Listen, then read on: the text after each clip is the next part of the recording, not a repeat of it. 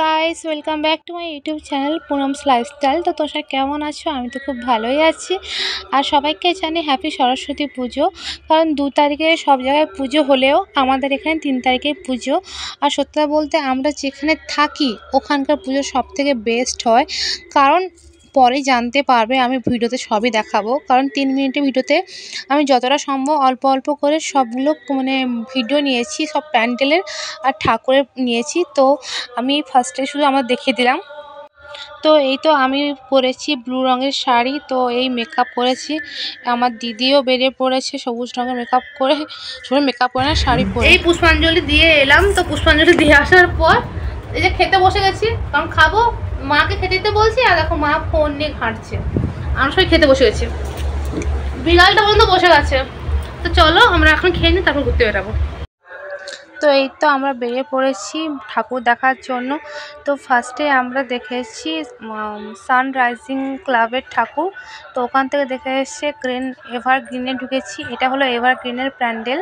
তো এটা দেখতে পাচ্ছ, আমি বললাম একটু অল্প অল্প করে সবাইকে দেখিয়ে দিই ঠাকুর আর একটু প্যান্ডেলটা। আর এই তো আমরা দুজন দেখতেই পাচ্ছ। তারপর ওখান থেকে আমরা বেরিয়ে এলাম।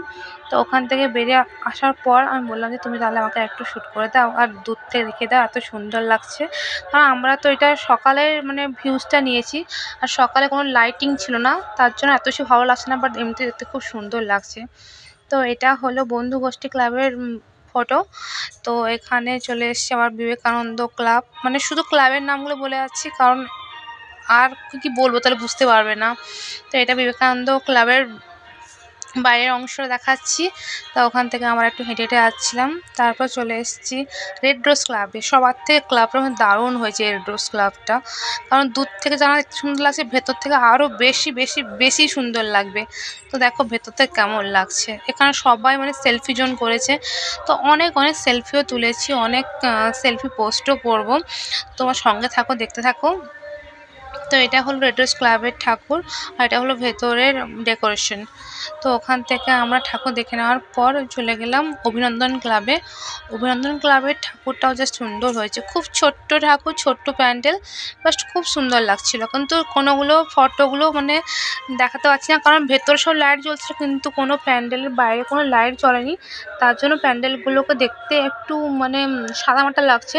নাহলে আমাদের বাহির পুজো সব থেকে বেস্ট পুজো বলতে হলে এখানে দূর থেকে লোকেরা অনেকেই আসে দেখার জন্য।